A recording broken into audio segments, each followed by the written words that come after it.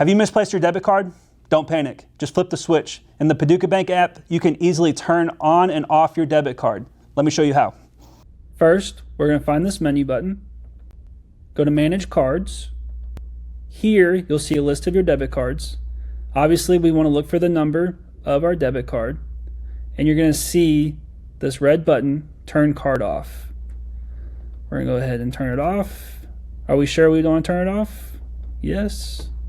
All right, now we can see our debit card is off and that red button turned to green. So to turn it back on, we're gonna do the same thing. That green button, are we sure?